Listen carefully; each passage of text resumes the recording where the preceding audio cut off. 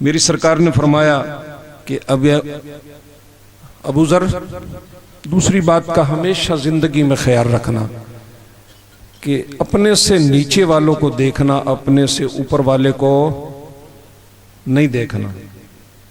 جب تم اپنے سے نیچے والے کو دیکھو گے تو پھر رب کا شکر ادا کرو گے کہ یا اللہ اس سے بہتر بنایا ہے تو نے مجھے۔ ایک بزرگ کے بارے میں مشہور ہے نا جی، وہ تارک دنیا تھے، جنگلوں میں گھومتے پھرتے رہتے تھے، اللہ اللہ کرتے تھے اور ذکر و اذکار کرتے تھے۔ وہ ایک دن کہیں بغداد میں تشریف لے آئے، بغداد میں تشریف لائے تو سفر اتنا کر لیا تھا کہ جوتے شریف ٹوٹ گئے تھے۔ حضرت کے علم میں ہو گئی یہ بات، جوتے ٹوٹ گئے ان کے۔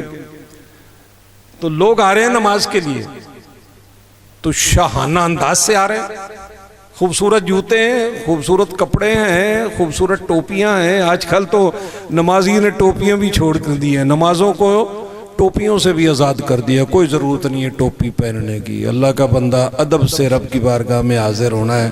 بے ادب آدمی کو بھی کچھ نصیب ہوتا ہے، با ادب با نصیب، بے ادب با ادب با مراد، بے ادب بے مراد۔ ادب پہلا قرینہ ہے محبت کے قرینوں میں۔ تو اپنے سے نیچے والے کو دیکھے، اوپر والے کو نہیں۔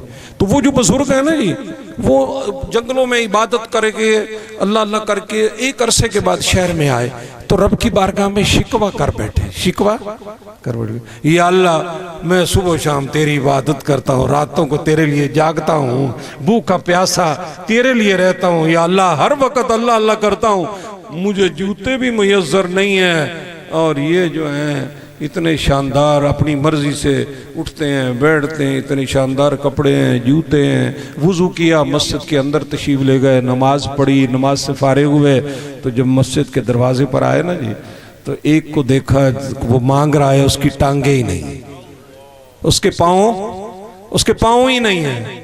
تو وہ اللہ کا بندہ جو ہے نا، وہ بزرگ فوراً بھاگے پیچھے، دوڑتے ہوئے مسجد کے اندر گئے، سجدے میں گر گئے، یا اللہ تیرا شکر ہے مجھے جوتا نہیں چاہیے، تو نے مجھے پیر تو عطا کیے ہیں۔ تو سرکار نے سیدنا ابو ذر غفاری سے فرمایا کہ ابو ذر اپنے سے نیچے والے کو دیکھنا، اوپر والے کو نہیں دیکھنا۔ ہم اوپر والے کو دیکھتے ہیں نا حضرات، اس کے پاس اچھے کپڑے ہیں میرے پاس نہیں ہیں، اس کا جوتا اچھا ہے میرے پاس نہیں ہے، اس کے پاس گاڑی ہے میرے پاس نہیں ہے، اس کا گھر بڑا ہے میرے پاس نہیں ہے۔ نہیں، ادھر نہیں دیکھنا چاہیے، ادھر دیکھنا چاہیے، اپنے سے نیچے والوں کو دیکھیں۔ میری سرکار نے ارشاد فرمایا ابو ذر غفاری ہر حال میں حق بات کہنا۔ آج مولوی ناراض جو ہے نا، وہ ڈرتا ہے حق بات کہنے سے، کہیں مقتدی صاحب سیٹھ صاحب ناراض نہ ہو جائیں اور میرا جیب خرچ بند نہ ہو جائے۔ ایسا ہے کہ نہیں؟ ایسا ہے حضرات محترم؟ لیکن میری سرکار کا فرمان یہ ہے کہ حق بات کہنے سے نہ ڈرو، چاہے وہ بات کڑوی ہی کیوں نہ لگے لوگوں کو۔ تین باتیں ہوں گی۔ چوتھی میری سرکار نے فرمایا کہ اللہ کے معاملے میں کسی کی پرواہ نہ کریں۔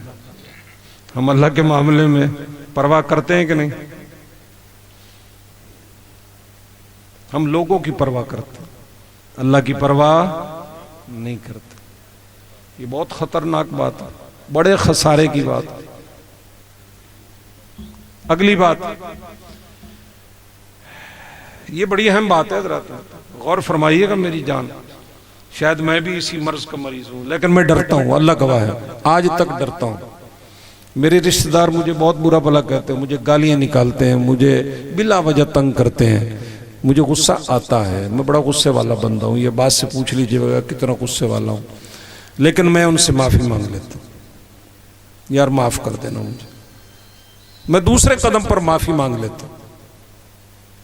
میری سرکار نے ارشاد فرمایا کہ ابو ذر غفاری تیرے رشتہ دار اگر تجھ سے قطع تعلق بھی کریں تو تم جوڑ کے رکھنا، قطع تعلق نہ کرنا۔ یہ بات اللہ کو بڑی پسند ہے۔ جو جوڑتا ہے اس سے تو سارے ہی جوڑتے ہیں نا یار، جو توڑتا ہے جوڑے اس کے ساتھ تو تب بات ہوئی نا، مردانگی تو تب ہوئی نا، مرد تو وہ ہوا نا جی کہ کوئی اس سے قطع تعلق کرے۔ تو میری سرکار نے فرمایا کہ رشتہ دار تم سے قطع تعلق بھی کریں تو تم نے قطع تعلق نہیں کرنا۔ ہم کیا کرتے ہیں، اس نے اگر تھوڑی بات کی، ہاں اس نے مجھ سے یہ بات کی، ہم اس کو 7 باتیں کرتے ہیں، لیکن یہ بڑی خطرناک بات ہے، یہ بڑی آزمائش ہے، اور اللہ کی بارگاہ میں یہ بڑی اہم بات ہے، یہ اس کا خیال رکھیے گا۔ آخری بات آپ کے لیے، میرے لیے بھی، میں نے جب سے یہ حدیث پاک پڑھی ہے نا جی، میرے رب نے میری زبان پر اس کو جاری کر دیا، میں رب کا شکر ادا کرتا ہوں، میں رب کا شکر ادا کرتا ہوں۔ میری سرکار نے ارشاد فرمایا ہے کہ عرش کے خزانوں میں سے ایک خزانہ ہے، عرش کے خزانوں میں سے ایک خزانہ ہے، اس کو ہمیشہ پڑھتے رہنا، اس کو ہمیشہ۔ یہ آج میلاد شریف کا سبق سمجھ لیں، اس کو حاصل سمجھ لیں، اس کو، اور اس کو زبان پر جاری کر لیں۔ میرا ایمان ہے انشاءاللہ اللہ آپ کو کسی چیز کی کمی نہیں دے گا۔ میرے نبی نے فرمایا ہے نا، میری سرکار نے ارشاد فرمایا کہ جنت کے خزانوں میں سے یہ ایک خزانہ ہے، جو اس کو پڑھتا رہے گا وہ کسی کا محتاج نہیں ہوگا۔ وہ کیا ہے؟ لا حول ولا قوت الا باللہ العلی العظیم۔ یہ میرے بزرگ عالم دین بیٹھے ہیں، ان سے تصدیق فرما لیجئے گا، یہ میرے آقا کا بہت ہی سچا فرمان ہے، اور پوری ذمہ داری کے ساتھ عرض کر رہا ہوں۔ تو میری سرکار نے ارشاد فرمایا عرش کے خزانوں میں سے یہ ایک خزانہ ہے، تم اس کو اپنا وظیفہ بنا لو گے، پڑھتے رہو گے، کسی چیز کی کمی نہیں ہوگی۔ کیا پڑھنا ہے؟ لا حول ولا قوت الا باللہ العلی العظیم، لا حول ولا قوت الا باللہ العلی العظیم۔ ایک دفعہ پھر پڑھ لیں، لا حول ولا قوت الا باللہ العلی العظیم۔ جب ہم یہ پڑھیں گے نا جی، یہ لعنتی شیطان جو ہمارا ازلی ابدی سب سے بڑا اور پکا دشمن ہے، یہ بھاگ جائے گا۔ جب یہ بھاگ جائے گا تو پھر خیر ہی خیر ہوگی نا جی، بھلائی ہی بھلائی ہوگی، رحمت ہی رحمت ہوگی۔ میری باتوں میں سے کسی کی دل آزاری ہوئی ہو تو معذرت خواہ ہوں، میں نے آپ کے کان کھائے ہیں، آپ کو تکلیف دی ہے، اس کے لیے آپ سے معذرت کرتا ہوں۔ میرے بچے نے، اس نے مجھ سے بہت زور دیا، اور میزبان جو محفل کے ہیں ان کی طرف سے فرمایا کہ ان کی یہ خواہش ہے، تو میں نے کہا یار میں اس کا اہل نہیں ہوں، میں اس کے لائق نہیں ہوں۔ کہنے لگے جب آپ آئیں گے اس وقت کریں گے، آپ نہیں آئیں گے تو وہ میلاد نہیں کریں گے۔ میں نے کہا خدا کے لیے مجھے کیوں مجرم بناتے ہیں یار؟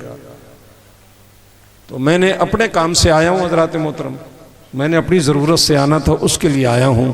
میں نے اس سے عرض کیا تھا کہ میں جب آؤں گا عرض کر دوں گا، تو میں حضرت آپ لوگوں کے سامنے بیان کرنے نہیں آیا، میں تو آپ سے دعائیں لینے آیا۔ سرکار کی میلاد پاک کی محفل ہے، آپ سرکار کے غلام ہیں، حضور کی محبت میں آپ یہاں بیٹھے ہوئے ہیں۔ اللہ تعالی ہم سب کی حاضری قبول فرمائے اور میزبان کی محفل کو قبول فرمائے۔ مجھ سے کوئی غلطی ہو گئی ہو تو مجھے معاف کر دیجئے گا، میں بے سورہ سا آدمی ہوں، نہ میرے میں کوئی سر ہے، نہ کوئی آواز ہے، نہ کوئی لہجہ ہے، نہ علم ہے، کچھ بھی نہیں ہے۔ اللہ ہم سب کا حامی ناصر ہو۔ اور آپ حضرات سے متعلق کوئی بات میں نے غیر مناسب کہہ دی ہو تو معذرت۔ اللہ آپ کو خوش رکھے جی، اللہ سلامت رکھے۔